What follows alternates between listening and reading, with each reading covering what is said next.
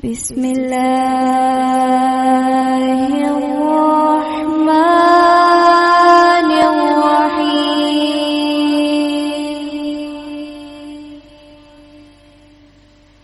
تبارک الذی بیدہ الملک وہو علی کل شیء قدیر۔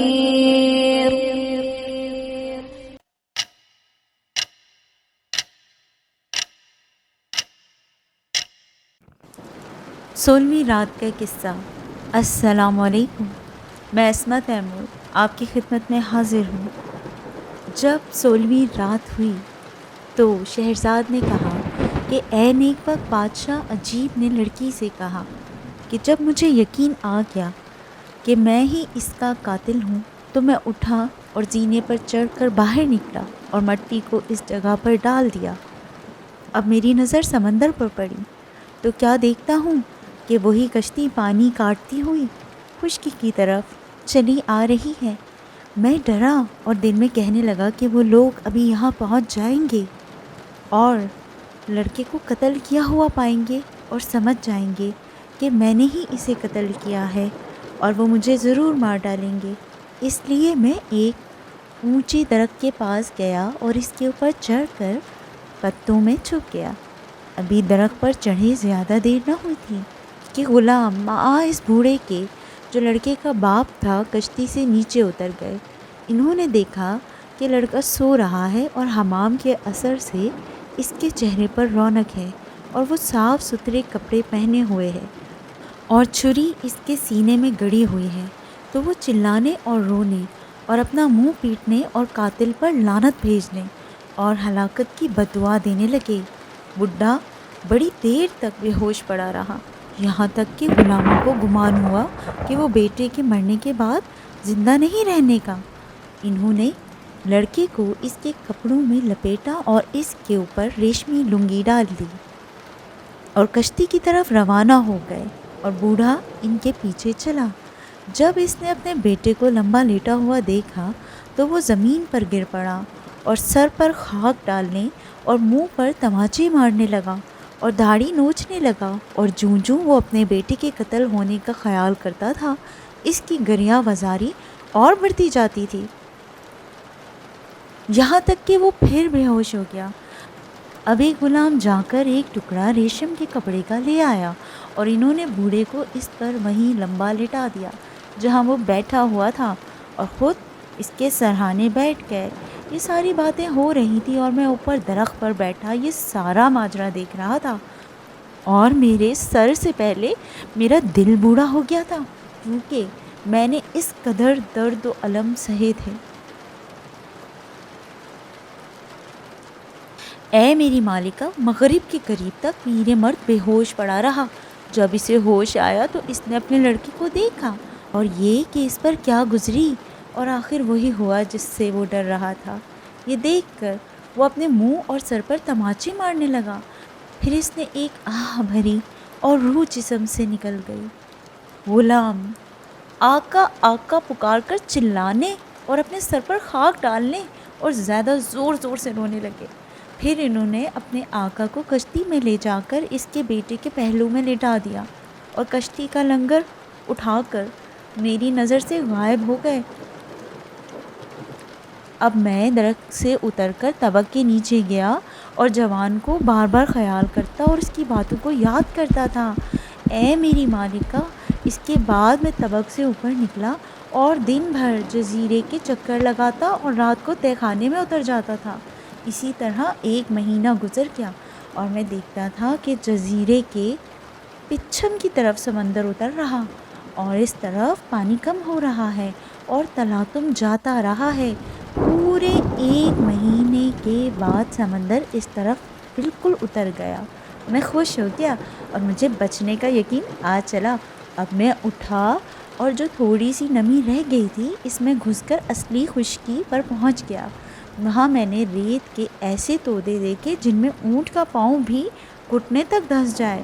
میں نے ہمت کر کے وہ ریت قطع کی تو مجھے دور سے ایسی آگ چمکتی ہوئی دکھائی دی جو گویا بہت تیزی سے جل رہی تھی۔ میں اس کی طرف چل کھڑا ہوا اور مجھے امید تھی کہ کہ شاید مجھے خوشی حاصل ہو۔ جب میں چلتے چلتے آگ کے قریب پہنچا تو دیکھا وہ ایک محل ہے جس کا دروازہ پیتل کا ہے، اور جب سورج چمکتا ہے تو وہ دور سے آگ کی طرح معلوم ہوتا ہے۔ میں اسے دیکھ کر خوش ہو گیا اور آ کر دروازے کے سامنے بیٹھ گیا۔ ابھی مجھے بیٹھے تھوڑی ہی دیر ہوئی تھی کہ 10 جوان نفیس کپڑے پہنے اور ان کے ساتھ ایک بوڑھا آدمی میرے سامنے آیا، لیکن سب کے سب جوان بائیں آنکھ سے کانے تھے۔ ان کی یہ حالت دیکھ کر اور یہ کہ سب کے سب ایک آنکھ سے کانے ہیں، مجھے سخت حیرانی ہوئی۔ جب ان کی نظر مجھ پر پڑی تو انہوں نے سلام کیا اور میرا حال اور ماجرا پوچھا۔ میں نے ان سے ساری سرگشت اور جو مصیبتیں مجھ پر گزری تھی بیان کر دیں۔ وہ لوگ میرا قصہ سن کر حیران ہو گئے اور مجھے محل کے اندر لے گئے۔ وہاں محل کے صحن میں میں نے 10 تخت پڑے ہوئے دیکھے جن کے گدے اور لحاف سب نیلے تھے۔ ان تختوں کے بیچ میں ایک چھوٹا تخت بچھا ہوا تھا اور اس کے اوپر جو بھی چیزیں تھیں وہ بھی مثل دوسرے تختوں کی نیلی تھیں۔ جب ہم محل میں داخل ہوئے تو ہر جوان اپنے اپنے تخت پر چڑھ گیا اور وہ بوڑھا اس چھوٹے تخت پر جو تختوں کے درمیان میں تھا بیٹھ گیا اور کہنے لگا کہ اے جوان، اس محل میں قیام کر، لیکن ہمارا حال اور ہمارے کانے ہونے کی وجہ مت پوچھنا۔ یہ کہہ کر وہ بوڑھا ہر ایک کے سامنے ایک برتن میں کھانا اور ایک میں شراب لایا، اور اللہ حضاء القیاس میرے سامنے بھی۔ اس کے بعد وہ سب بیٹھ گئے اور میرا حال اور ماجرا پوچھنے لگے۔ میں نے ان سے سارا قصہ بیان کیا، یہاں تک کہ رات کا بڑا حصہ گزر گیا۔ جوانوں نے کہا کہ اے پیر مرد، تو نے ابھی تک ہمارا روزینہ ہمیں پیش نہیں کیا، حالانکہ اس کا وقت آ چکا ہے۔ اس نے کہا کہ بصر و چشم، اور وہ اٹھ کر محل کی ایک کوٹری میں گیا اور تھوڑی دیر غائب رہنے کے بعد واپس آیا، اور اس کے سر پر 10 سینیاں تھیں اور ہر سینی پر نیلے کپڑے کا سرپوش پڑا ہوا تھا۔ اس نے ہر جوان کے سامنے ایک سینی پیش کی اور 10 موم بتیاں جلا کر ایک ایک سینی پر رکھ دی۔ جب اس نے سرپوش اٹھائے اور اس کے نیچے سینیوں میں راکھ اور کچھ کوئلہ اور ہانڈی کی کالک رکھی ہوئی دکھائی دی، سب نے اپنی اپنی آستینیں چڑھا لیں اور رونے پیٹنے اور چہرہ کالا کرنے اور کپڑے پھاڑنے اور تماچے مارنے اور سینہ پیٹنے لگے اور کہا کہ ہم لوگ آرام سے زندگی بسر کر رہے تھے، لیکن ہماری فضول باتوں نے بیٹھے بٹھائے ہمیں مصیبت میں ڈال دیا۔ صبح تک وہ یہی بار بار کہتے رہے۔ جب صبح ہوئی تو بوڑھا اٹھا اور ان کے لیے پانی گرم کیا۔ انہوں نے منہ ہاتھ دھویا اور پرانے کپڑے بدل کر نئے کپڑے پہنے۔ اے میری سرتاج، جب میں نے یہ دیکھا تو میری عقل دنگ ہو گئی اور میں حیران و پریشان ہو گیا، اور میرے دل میں ایک آگ سی بھڑکنے لگی، یہاں تک کہ جو کچھ مجھ پہ گزری تھی میں وہ سب بھول گیا۔ اب میں زیادہ چپ نہ رہ سکا اور ان کی طرف مخاطب ہو کر ان سے پوچھنے لگا کہ خوشی اور چہل پہل کے بعد یہ تم نے کیا کیا؟ تم تو خدا کے فضل سے بڑے سمجھدار لوگ ہو اور ایسی باتیں تو پاگل کیا کرتے ہیں۔ میں عزیز ترین چیز کی قسم دے کر تم سے پوچھتا ہوں کہ تم اپنی قصہ اور اپنی آنکھیں پھوٹنے اور چہرہ اور چہروں کو راکھ اور کالک سے کالا کرنے کی وجہ بتاؤ۔ انہوں نے میری طرف مخاطب ہو کر کہا کہ اے نوجوان، اپنی جوانی کے دھوکے میں مت آ اور اپنا سوال واپس لے لے۔ یہ کہہ کر وہ اٹھ کھڑے ہوئے اور میں ان کے ساتھ اٹھا اور بوڑھے نے کچھ کھانا پیش کیا۔ جب ہم کھانا کھا چکے اور برتن بڑھائے جا چکے تو وہ سب بیٹھ کر بات چیت کرنے لگے، یہاں تک کہ رات ہو گئی، اور بوڑھے نے اٹھ کر موم بتیاں اور قندیلیں جلائیں اور ہمارے سامنے کھانا پیش کیا۔ اس سے فارغ ہو کر ہم لوگ باتیں اور شراب نوشی کرنے لگے، یہاں تک کہ آدھی رات ہو گئی۔ اور جوانوں نے بوڑھے سے کہا کہ ہمارا روزینہ ہمیں دے، کیونکہ اب سونے کا وقت آ گیا ہے۔ بوڑھا اٹھا اور سینیاں لایا جن میں کالی ریت تھی، اور انہوں نے پھر وہی کیا جو پہلی رات کیا تھا۔ اس طرح سے میں نے ان کے ساتھ 1 مہینہ گزارا، اور وہ ہر روز رات کو اپنا چہرہ کالا کرتے اور پھر دھوتے اور کپڑے بدلتے تھے۔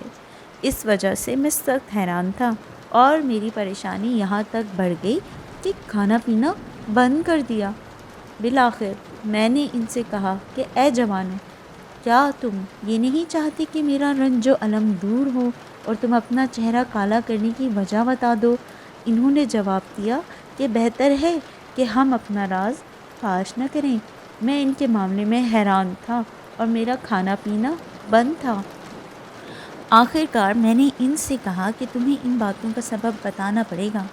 انہوں نے کہا کہ اس سے تجھے تکلیف پہنچے گی اور تو بھی ہماری طرح ہو جائے گا۔ میں نے کہا کہ تمہیں ضرور بتانا پڑے گا، ورنہ تم مجھے چھوڑ دو کہ میں سفر کر کے اپنے اہل و عیال کے پاس چلا جاؤں گا اور ان باتوں کے دیکھنے سے مجھے تکلیف نہ ہو۔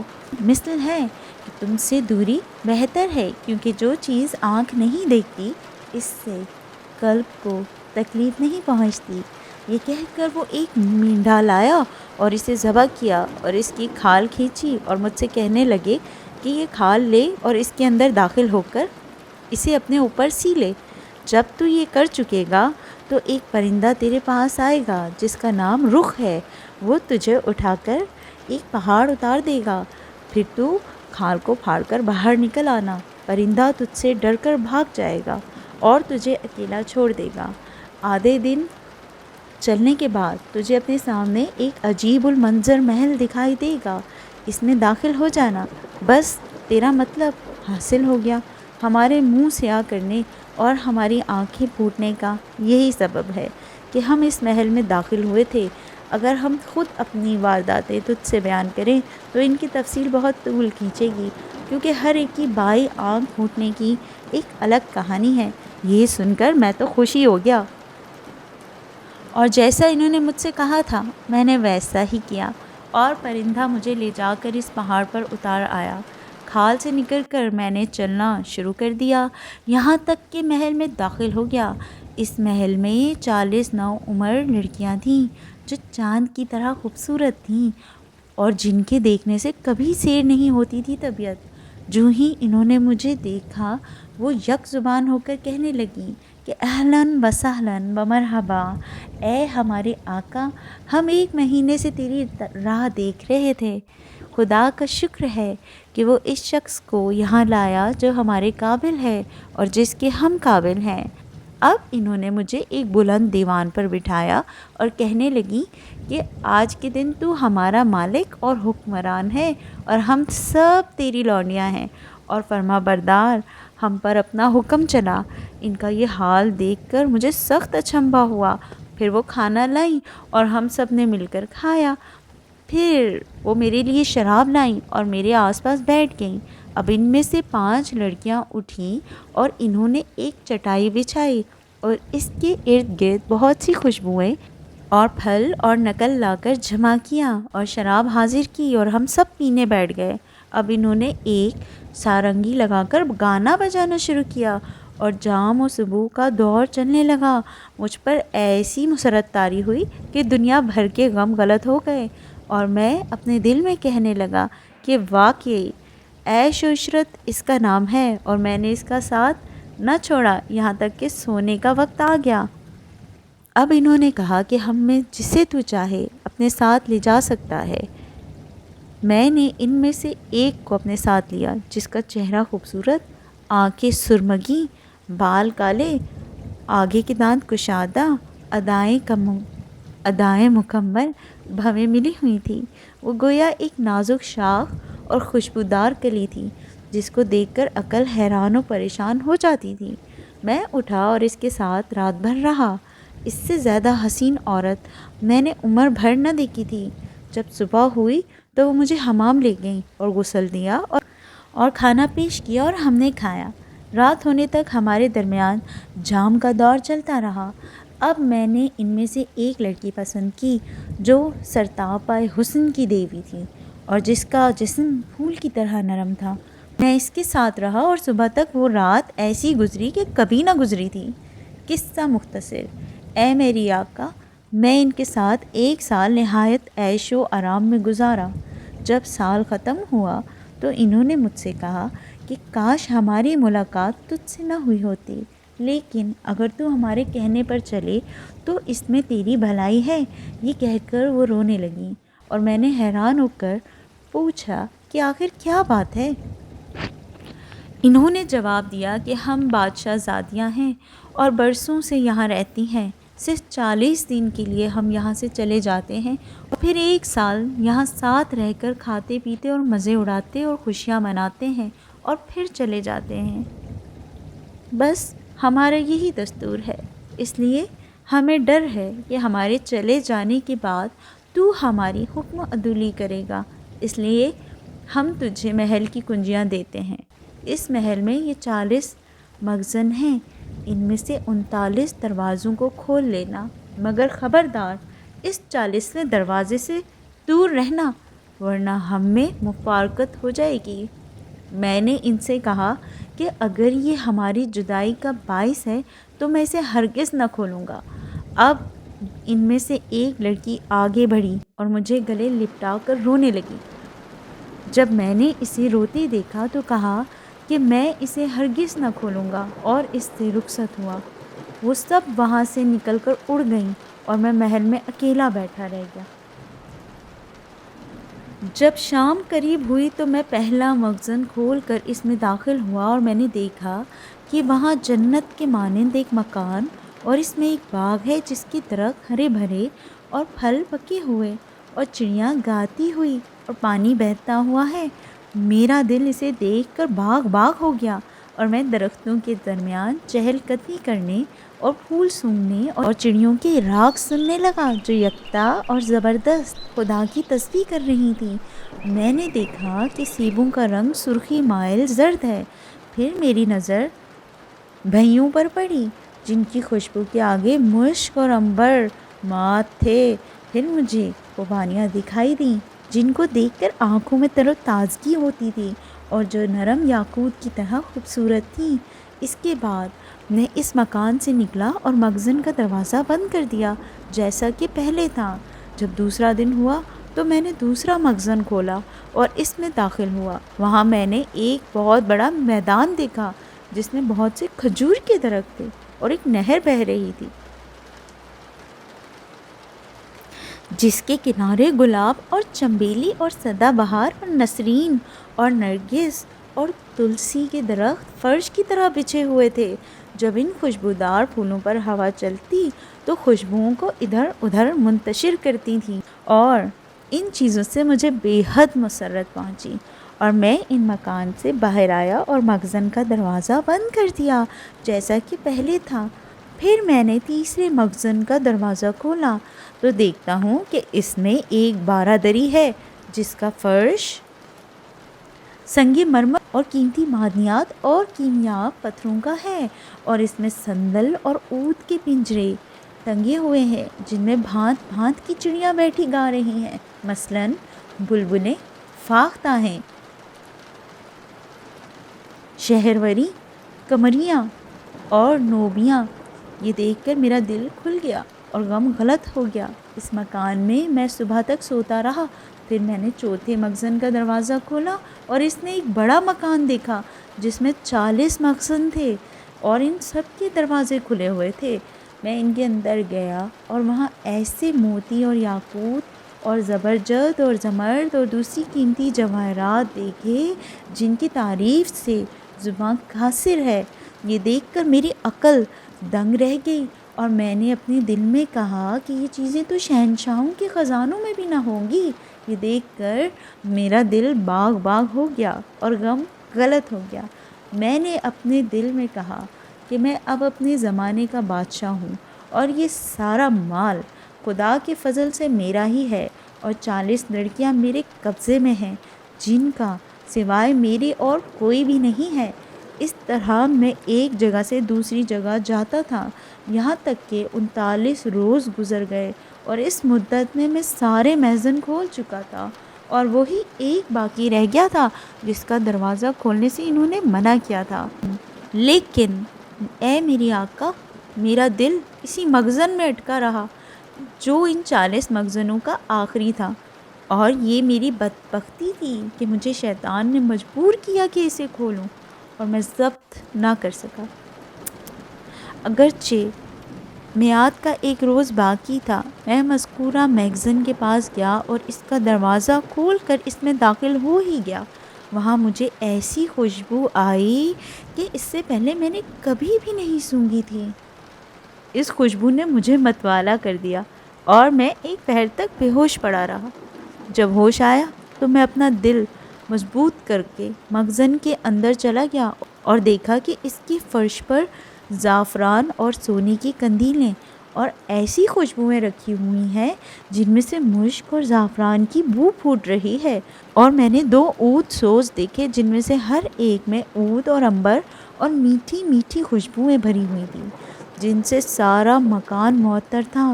اور وہاں اے میری آقا، میں نے ایک مشکی گھوڑا دیکھا جو اندھیری رات کی طرح کالا تھا۔ اس کے سامنے سفید بلور کی ایک ناند رکھی ہوئی تھی جس کے اندر چھلے ہوئے تل تھے، اور اسی کی طرح ایک دوسری ناند جس میں مشک آمیز گلاب کا پانی تھا۔ گھوڑا بندھا ہوا تھا اور اس پر لگام چڑھی ہوئی تھی اور کاٹھی سرخ سونے کی تھی۔ اسے دیکھ کر میں حیران رہ گیا اور میں نے اپنے دل میں کہا کہ اس میں ضرور کوئی راز ہے۔ میں نے اسے باہر نکالا اور اس پہ سوار ہو گیا، لیکن وہ اپنی جگہ سے نہ ٹلا۔ پھر میں نے اپنے پاؤں اس کے سینے پہ مارے، لیکن وہ پھر بھی نہ ہلا۔ اب میں نے چابک لے کر اسے مارنا شروع کر دیا۔ جب اس کو مار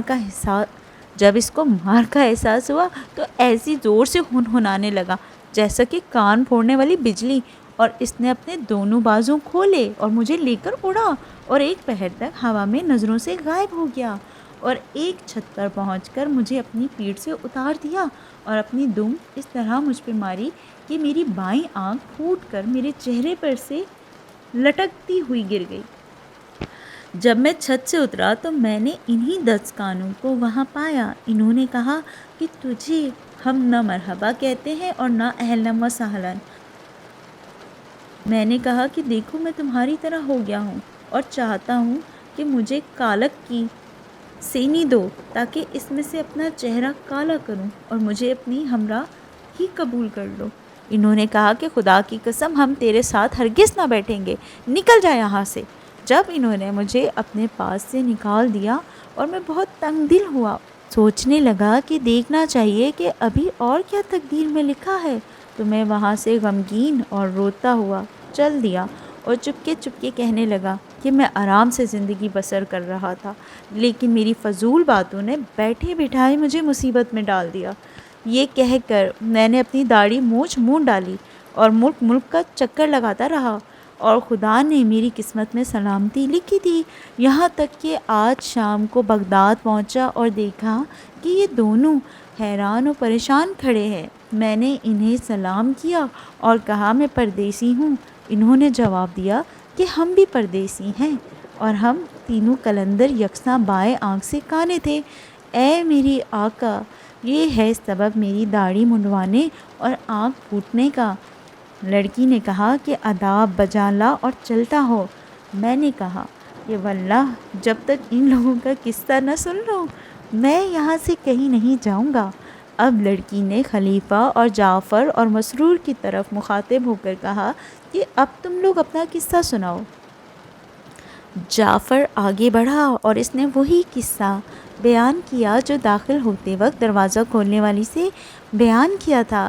جب لڑکی نے اس کی باتیں سنی تو کہا کہ تم میں سے بعضوں کی خاطر تمہاری بھی جان بخشی کی جاتی ہے۔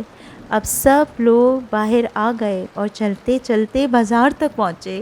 خلیفہ نے قلندروں سے کہا کہ اے لوگو، اس وقت تم کہاں جاؤ گے، کیونکہ ابھی تک پو نہیں پھوٹی ہے۔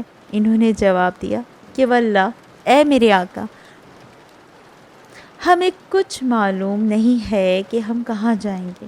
خلیفہ نے ان سے کہا کہ چلو آج کی رات ہمارے ساتھ گزارو، اور جعفر سے کہا کہ انہیں لے جا اور کل میرے سامنے حاضر کرنا کہ ہم سارا ماجرا لکھ لیں گے۔ جعفر نے خلیفہ کے حکم کی تعمیل کی اور خلیفہ اپنے محل میں چلا گیا، اور اس رات اسے بالکل نیند بھی نہیں آئی۔ جب صبح ہوئی تو وہ حکومت کی کرسی پر بیٹھا، اور جب سارے اراکین جمع ہو چکے تو وہ جعفر کی طرف مخاطب ہو کر کہنے لگا کہ تینوں لڑکیوں اور دونوں کتیوں اور قلندروں کو میرے سامنے حاضر کرو۔ جعفر اٹھا اور ان سب کو حاضر کیا۔ لڑکیاں نقاب ڈالے ہوئے داخل ہوئیں اور جعفر نے ان سے مخاطب ہو کر کہا کہ ہم تمہیں معاف کرتے ہیں کیونکہ تم نے پہلے ہمارے ساتھ احسان کیا ہے اور ہم کو پہچانا نہیں ہے۔ تمہیں معلوم ہونا چاہیے کہ تم اس وقت اس شخص کے سامنے کھڑی ہو جو بنی عباس کا 5واں خلیفہ ہارون الرشید ہے اور جو بھائی ہے موسیٰ الہادی بن المہدی محمد بن ابی جعفر المنصور بن محمد کا، جو بھائی ہے الصفا بن محمد کا۔ اس لیے جو کچھ کہو سچ کہنا۔ جب لڑکیوں نے جعفر کی زبان سے امیر المومنین کا حکم سنا تو بڑی لڑکی آگے بڑھی اور کہنے لگی، اے امیر المومنین، میرا قصہ ایسا ہے کہ اگر سوئیوں سے آنکھوں کے گوشوں پر لکھا جائے تو وہ عبرت حاصل کرنے والوں کے لیے عبرت کا باعث ہوگا اور نصیحت پکڑنے والوں کے لیے نصیحت۔ اے میرے پیارے پیارے پیارے ساتھیوں، اب شہرزاد کو صبح ہوتی دکھائی دی اور اس نے وہ کہانی بند کر دی جس کی اسے اجازت ملی تھی۔ میں بھی یہ کہانی بند کر رہی ہوں، لیکن میں کل پھر آ جاؤں گی آپ کے پاس 17ویں رات کا قصہ لے کر، جو کہ ہے بڑی لڑکی کی کہانی۔ میرے ساتھ رہیے گا اس سفر میں۔ السلام علیکم۔ نستے کسی بنشین کہ او از دل خبردار بصیر آن درختی رو کہ او گل ہائے دردار درین بازار اتاران مرو ہر سوچو بیکاران بدکان کسی بنشین قدر دکان شکرداران بالے